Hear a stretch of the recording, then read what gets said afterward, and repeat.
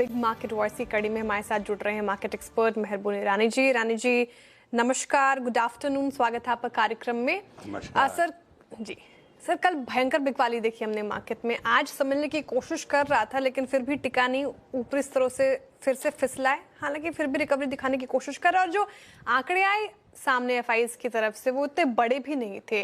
अभी भी मार्केट को क्या डर सता रहा है? क्या ये आईटी है, एफआईज की ओर से बिकवाली है, ग्लोबल क्यूज है? आपका नजरिया, आपका टेक? आई थिंक अच्छा सवाल पूछा, पूरा संक्षेप में सब कुछ पूछ लिया एक साथ, अच्छा लगा। मैं कहूँगा कि पहली बार 20 साल में ऐसा लग रहा है कि इंडिया पूरी जो पार्टी चल रही है स्टॉक मार्केट की ग्लोबली, उसमें इंडिया पार्टिसिपेट नहीं कर रहा। I think India is underperforming virtually all markets as far as stock market goes. अभी आज मुझे पूछ रहे तो मैं कहूँगा IT is a drag, Reliance is a drag, side में पॉकेट्स में PSU banks are doing well, power sector अच्छा चल रहा है, रिसोर्सेज अच्छा चल रहा है, मेटल्स अच्छा चल रहा है। ये कहना ठीक है, सही है, but the point is India is not participating in the stock market party across the world. और अगर आप मुझे पूछे तो ये डोनाल्ड ट्रंप है, ये है, वो है, पाकिस्तान का प्रॉब्लम था, ये सब छोड़ दीजिए साइड में। The major concern is earnings, और जब तक आप अर्निंग्स पिकअप नहीं होगा, I think somewhere along the line you will find एक या दो सेक्टर आपको धोखा देगा, 2-3 सेक्टर अच्छा चलेगा। ये मार्केट ऐसा है जो अभी मार्च महीना चालू होगा। मार्च महीने में नॉर्मली पब्लिक को लगता है कि मुझे कैश पे बैठना चाहिए। हमें अंडरस्टैंड करना चाहिए कि जो भी दर्शक भी देख रहे हैं, जो भी इन्वेस्टर है, 100 में से 100 इन्वेस्टर, उन्होंने 25-26 में पैसे नहीं बनाए। अलग से इक्विटी में से पैसे निकाल के आईपीओस में डाले, आईपीओ में और नुकसान हुआ। फिर लोग आके कहने लगे अरे चांदी बढ़ रहा है, सोना बढ़ रहा है। जनवरी एंड में आके ऊंचे भाव में सोना और चांदी खरीदा, वहाँ से 20-30% नीचे। तो प्रॉब्लम है कि सब बाजू इन्वेस्टर ने पैसे घुमाया। अभी उसने हाथ ऊपर करेगा और बोलेगा कि मुझे थोड़ा कैश पे बैठना है, और अभी मार्केट में खरीदने वाला कोई माइकल लाल ज़्यादा है नहीं। तो ये सेलिंग प्रेशर के कारण you may see further lower levels specially in the broader market, और ये शायद 2026 के जून महीने तक भी चल सकता है। लेकिन इसके बीच में एक सुपर अपॉर्चुनिटी आ रही है, और मैं I am ready to stick my neck out and say कि आप अगर अच्छे क्वालिटी स्टॉक्स जिसकी वैल्यूएशन 10, 15, 20 टाइम से ज़्यादा ना हो, साइड मार्केट में खास करके mid caps and small caps में, आप अगर स्मॉल क्वांटिटी में खरीदो अभी से लेके मई जून तक, आई प्रॉमिस यू ये सारे स्टॉक्स आपको 30 से 50% बाय दिसंबर 2026 दे के जाएंगे। मूल कारण है कि आज सेलिंग है, बाइंग नहीं है। तो जो 10,000 20,000 शेयर का भी वॉल्यूम होता है, स्टॉक 3-4-5% लुढ़कता है। तो ये जो गाड़ी नीचे आ रही है, इसमें अभी आपको जाके छोटा सा क्वांटिटी खरीदना है। जितना नीचे आए आप आस्ते आस्ते अच्छे क्वालिटी के स्टॉक्स खरीदो, and when ever the bounce comes, when ever the rally comes, I promise you you make good money. On the other hand, अगर आपको डिफेंसिव खेलना है, ये डिफेंसिव में आप देखिए आईटीसी ने धोखा दिया because of this taxes on cigarettes, और ये इन्फोसिस और टीसीएस आप देखिए, इसको भगवत गीता, कुरान और बाइबल समझते थे लोग, घर पे रखते थे शेयर्स को, किसी ने बेचा नहीं। आज वही स्टॉक्स पिछले 6-5 साल के लोएस्ट लेवल पर है। तो इन्वेस्टर्स हैव सफर्ड। अभी ये पैसा अल्टीमेटली कहीं भी डिप्लॉय होगा। आईटी का वेटेज मार्केट में कम हो गया, फाइनेंशियल्स का नियरली 30-35% हो गया, आईटी का 10% हो गया।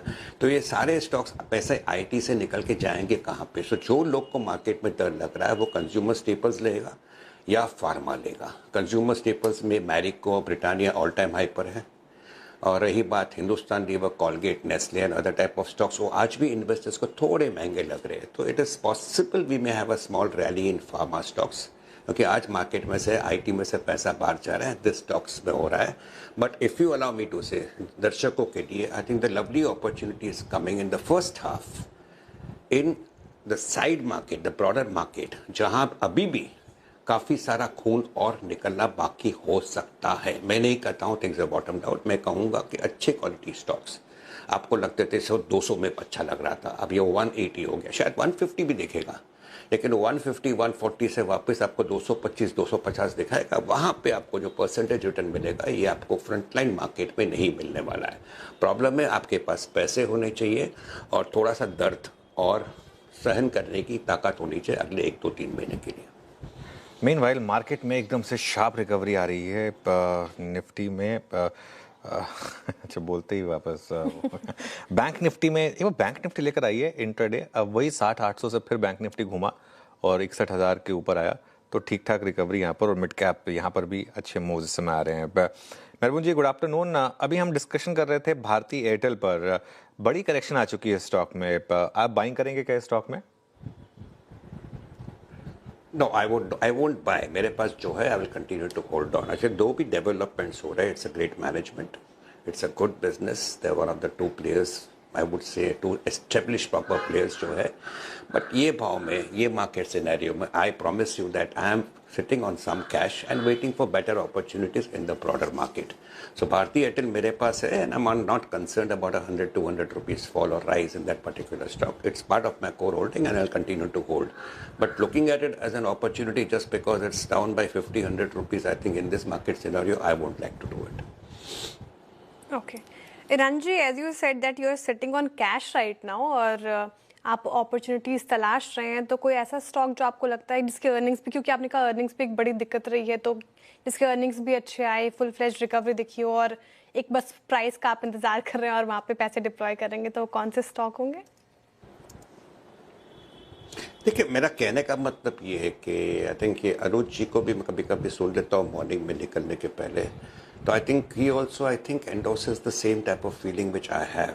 देखिए अर्निंग्स अगर आपके आते रहेंगी कॉरपोरेट अर्निंग्स, तो एफ आई का टैक्स इश्यू जो है, एफ आई रोज मार्केट में माल बेच रहा है, ये सारे प्रॉब्लम साइड में हो जाएंगे। If your earnings come and F I have to come and buy, they will buy. The problem is opportunity कहीं और दिख रहा है, पैसे वहाँ जा रहे हैं, एफ आई की सेलिंग हो रही है, तो मैं कहूँगा earnings is the most important factor. रही बात ये टैरिफ्स की, I think 90% of the sectors are not affected by the tariffs, but yet एक बहाना मिलता है कि मार्केट क्यों घट रहा है। द प्रॉब्लम इज मार्केट इसलिए घट रहा है कि quite a few stocks had valuations which were sky high, promoter की सेलिंग हुई, प्रोमोटर्स बिकेम ग्रीडी, आईपीओज आने लगे, हाई वैल्यूएशन पे आने लगे, तो ये सारे कारण के लिए पीपल हैव समवेयर रियलाइज्ड कि आई हैव बीन चीटेड, जो फैक्ट नहीं है, because ultimately investor also is feeling greedy and investing at any price.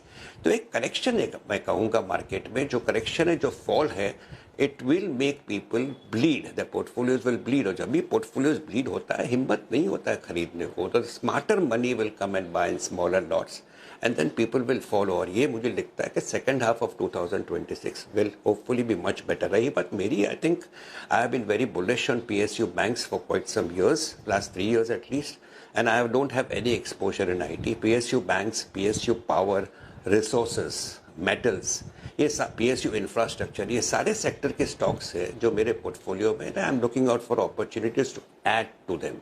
I am quite bullish on this particular spaces and maybe at some level of time I will look at others. जैसे मैंने कहा IT से निकल के अनुज जी ने पूछा Bharti Airtel, yes Bharti Airtel would be a good choice. Some pharma stocks like Lupin and Cipla जो 20-25 के पी में मिल रहे, they could be good choice, because people are now getting very worried कि अभी भी मैं आईटी स्टॉक्स रखूं के लिए, एक रैली भी आ सकता है, but right now with clarity IT के बारे में कहना डिफिकल्ट है।